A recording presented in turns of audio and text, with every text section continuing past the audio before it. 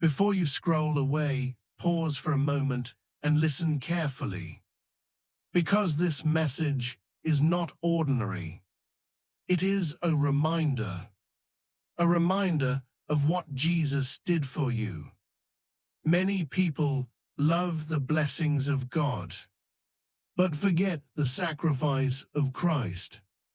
They pray for protection, pray for provision, pray for breakthrough, but rarely stop to reflect on the price that was paid for their salvation. The cross was not symbolic. It was personal. Jesus did not go to the cross as a story. He went as a sacrifice, and he went willingly. John 3:16 says, "For God so loved the world that he gave his only begotten Son, that whoever believes in him should not perish, but have everlasting life." Notice the depth of that love. God gave his Son, and Jesus gave his life, not because we were perfect, but because we were lost. He saw humanity drowning in sin, and chose to rescue us through his blood. The cross was painful. It was humiliating. It was brutal beyond words. Jesus was beaten, mocked, spat on, whipped until his flesh tore open. A crown of thorns was pressed into his head. Nails were driven into his hands and feet. He hung between heaven and earth, bleeding, struggling to breathe. Yet he stayed on that cross. He could have called angels to rescue him. He could have ended the suffering instantly. But he chose to remain, because leaving the cross would mean leaving you without redemption. So he endured the pain for you. Isaiah 53:5 says, "He was pierced for our transgressions, he was crushed for our iniquities. The punishment that brought us peace was on him, and by his wounds we are healed." That means every wound he carried was carrying your freedom. Every drop of blood was paying your debt. Every moment of suffering was securing your salvation. The cross was the greatest act of love in human history. And that love demands response, not forced, but willing. Because when you truly understand what Jesus did, serving God stops feeling like obligation and starts feeling like honor. Some people see serving God as sacrifice, but in truth, Jesus already made the greatest sacrifice. Anything we give back is small compared to what he gave. Romans 12:1 says, "Offer your bodies as a living sacrifice, holy and pleasing to God. This is your true and proper worship." Serving God is not payment. It is gratitude. It is saying, "Because you gave your life for me, I give my life to you." Not out of fear, but out of love. Some people think serving God means losing freedom. But serving God is finding purpose. Because the one who created you knows exactly why you exist. You were not created randomly. You were created intentionally, with gifts, with calling, with assignment. And serving God aligns you with that purpose. When you live only for yourself, life feels empty even when you succeed.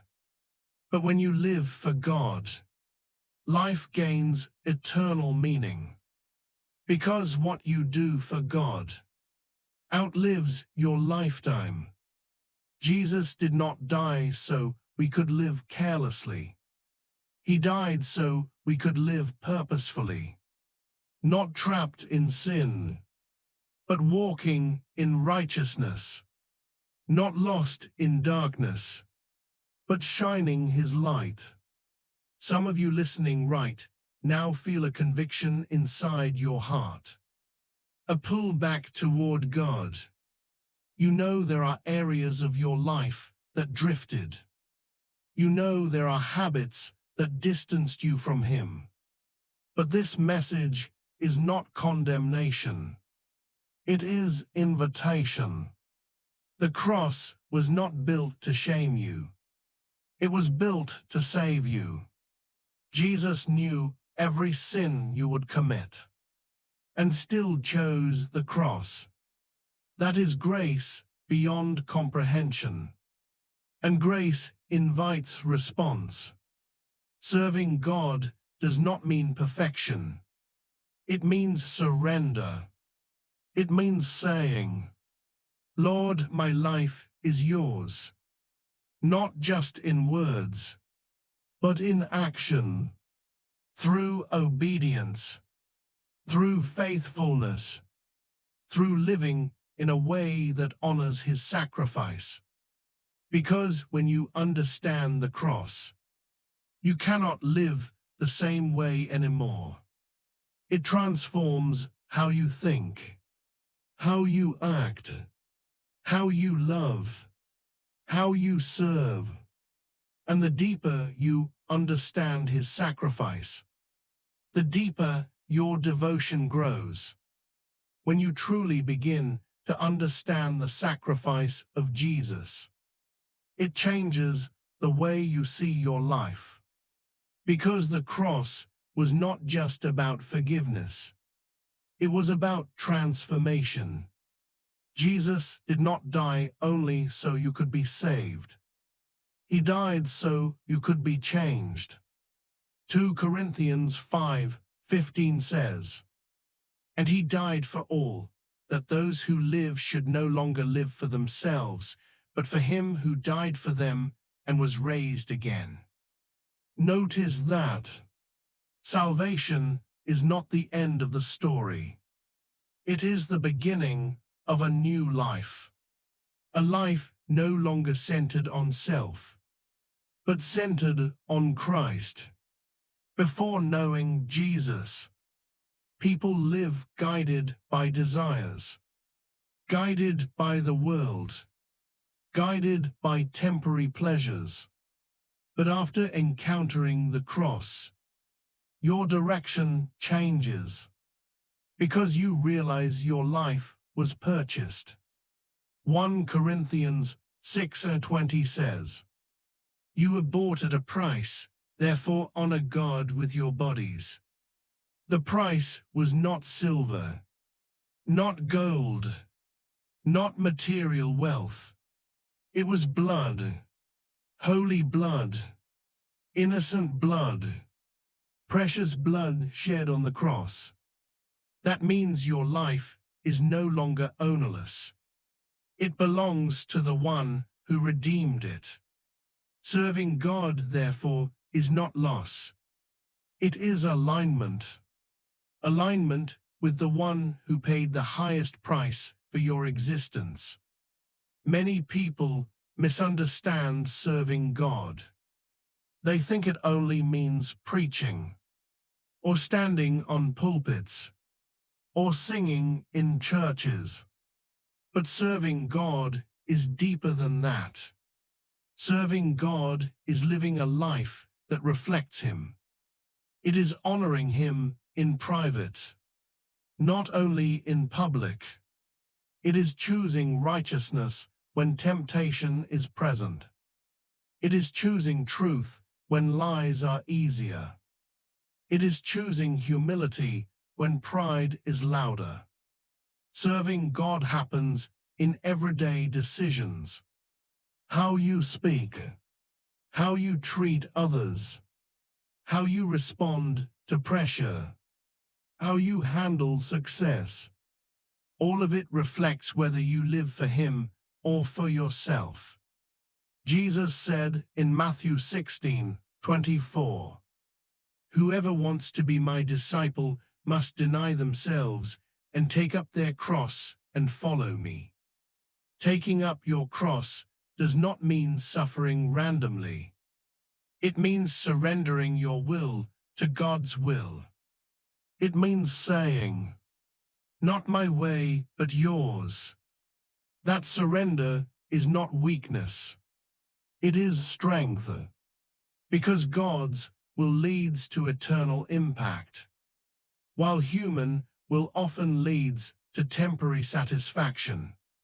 Some people resist serving God because they fear losing enjoyment. But what they do not realize is this: God does not remove joy. He redefines it. Sin offers pleasure that fades quickly, but serving God produces peace that lasts deeply. There is a difference between happiness and fulfillment. Happiness depends on circumstances. Fulfillment comes from purpose, and purpose is found in serving God. Ecclesiastes 12:13 says, "Fear God and keep His commandments, for this is the duty of all mankind." That means humanity's greatest purpose is found in living for God, because the one who created you knows what satisfies your soul most. Many people chase money, chase fame, chase recognition, thinking success will fill the emptiness inside. But without God, even success feels hollow, because the human spirit was designed to connect with its Creator. And serving God reconnects you to that design. It restores identity. It restores direction. It restores meaning. The cross proves how valuable your life is to God. If He was willing to die for you, then your life must carry immense purpose. You were not redeemed to live aimlessly. You were redeemed to live intentionally. Serving God means asking daily, "Lord, how can my life honor you today?" Through kindness, through obedience, through faithfulness in small things. Jesus said in Luke 16:10, "Whoever is faithful in little is faithful also in much." Serving God does not begin with big platforms. It begins with small faithfulness, faithful prayer, faithful obedience, faithful choices. And God expands the influence of those who remain faithful. Because the goal of serving God is not visibility. It is impact. Impact on lives. Impact on souls. Impact on eternity. And everything you do for God is recorded beyond this life. Matthew 6:20 reminds us to store treasures in heaven, where nothing decays. Serving God builds eternal reward, not just earthly recognition. And when you understand eternity, you begin living differently, because life becomes bigger than temporary gain. It becomes preparation for eternal glory. When you meditate deeply on the cross, you begin to realize that Jesus did not only give His life. He gave His everything. He gave His comfort. He gave His glory. He gave His position. Philippians 2:6-8 tells us that though He was in the form of God, He humbled himself and became obedient unto death, even death on a cross. That means the King of Heaven chose suffering so you could receive life. He chose rejection so you could receive acceptance. He chose wounds so you could receive healing. When you understand that exchange, serving him stops feeling like obligation and starts feeling like gratitude. Because gratitude is the natural response to sacrifice. If someone saved your life physically, you would never forget them. You would honor them. You would respect them. How much more should we live for the one who saved our souls eternally? Romans 12:1 says, "Offer your bodies as a living sacrifice, holy and pleasing to God. This is your true and proper worship." Notice that it says living sacrifice. God is not asking you to die physically. He is asking you to live spiritually surrendered. Every day you wake up, you place your life on the altar again. Your plans, your desires, your ambitions, you surrender them to Him. And that surrender becomes worship. Worship is not only songs. Worship is lifestyle. You worship God by obedience. You worship God by purity. You worship God by faithfulness when no one is watching. Many people want the crown, but they avoid the cross. Yet the crown always comes after the cross. Jesus himself endured the cross before receiving glory. Hebrews 12:2 says, "For the joy set before him he endured the cross." He saw beyond the pain. He saw redemption. He saw you. He saw the millions who would be saved through his sacrifice. That vision gave him strength to continue. And in the same way, serving God requires vision. Because sometimes obedience is not easy. Sometimes living holy is not popular. Sometimes standing for truth costs friendships, costs opportunities, costs comfort. But when you see eternity, you endure temporary difficulty because you know your reward is eternal. Jesus said in Matthew 10:39, "Whoever loses their life for my sake will find it." Serving God may look like loss in the world's eyes, but it is gain in heaven's eyes. You lose sin, but you gain peace. You lose pride, but you gain grace. You lose worldly approval, but you gain divine favor. And God's favor opens doors no human effort can open. Serving God also means representing Him on earth. You become His hands, His voice, His reflection. When people see your life, they should see evidence of Christ. Not perfection, but transformation. 2 Corinthians 3:18 says we are being transformed into His image. That transformation happens as you walk with Him daily. The more you serve, the more you become like Him. You begin to love what He loves and hate what He hates. You begin to value souls more than status. You begin to care about eternity more than trends. Because the cross reshapes your priorities. Serving God also brings spiritual authority. Because obedience gives access to divine power. When you align your life with God, you walk under His covering. You walk under His protection. You walk under His guidance. Psalm 91 describes the safety of those who dwell in God's presence. Serving Him positions you under that covering. Not that challenges disappear, but you are sustained through them.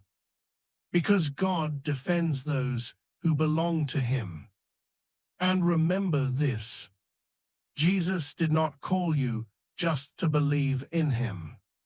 He called you to follow Him. Following means movement.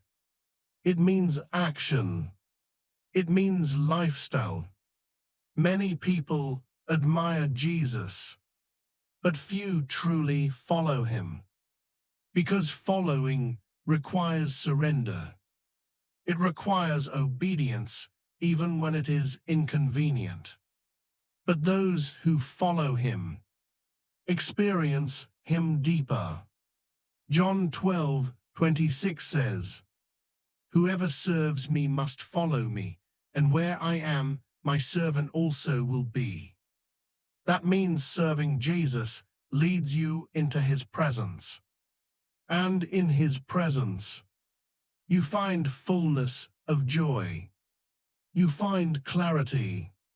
You find strength for your journey.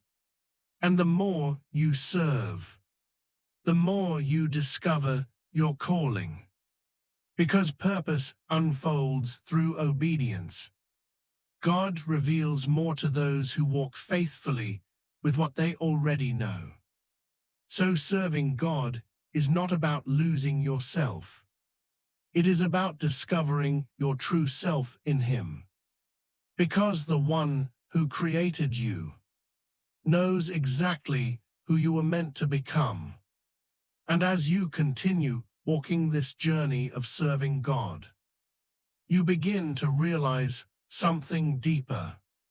You were not just saved from something. You were saved for something. Jesus did not go to the cross only to rescue you from sin. He went to the cross to restore your purpose.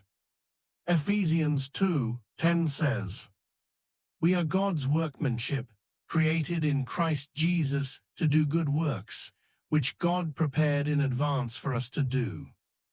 That means your life was designed with divine intention. You are not random. You are not accidental. You are not meaningless. There are assignments attached to your existence. There are lives you are meant to impact. There are souls connected to your obedience. And serving God is how you fulfill that assignment. Every prayer you pray, every word you speak about Christ, every act of love you show, becomes a seed planted in eternity. Sometimes you may feel like your service is small, like no one notices, like it does not matter. But heaven records what earth overlooks. Hebrews 6:10 says God is not unjust to forget your work. Every sacrifice you make for Him is remembered. Every time you choose righteousness over temptation is recorded. Every time you stand for truth in silence is honored in heaven. Because God measures faithfulness, not popularity. Serving God is not about being famous. It is about being faithful. Many people want platforms, but God looks for servants. Because influence without surrender becomes dangerous. But surrender produces purity. And purity sustains purpose. Jesus Himself modeled servanthood, even as the Son of God. He washed the disciples' feet. The king became a servant. The master became a helper. Why? To show us that greatness in God's kingdom is defined by service. Matthew 23:11 says, "The greatest among you will be your servant." So when you serve God, you are walking in the highest rank of heaven's value system. The world celebrates dominance, but heaven celebrates humility. The world celebrates self-promotion, but heaven celebrates self-denial. And the cross is the greatest symbol of that humility. Because on the cross, Jesus could have called angels to rescue him, but he chose to stay. He could have stepped down, but he chose to endure. He could have saved himself, but he chose to save you instead. That choice reveals the depth of his love, and that love becomes the motivation for your service. You do not serve God out of fear. You serve him out of love. Because when you truly love him, obedience becomes natural. Jesus said in John 14:15, "If you love me, keep my commandments." Love expresses itself through obedience, not forced obedience, willing obedience.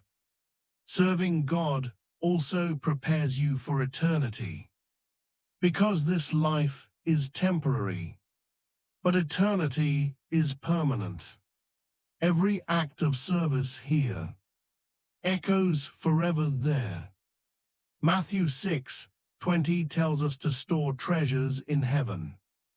That means your service has eternal reward.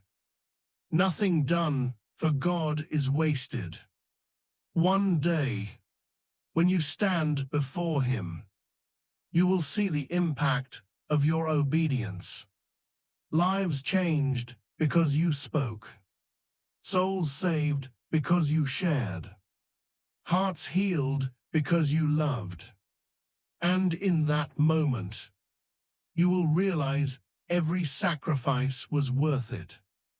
And you will hear the words every servant longs to hear. "Well done, good and faithful servant."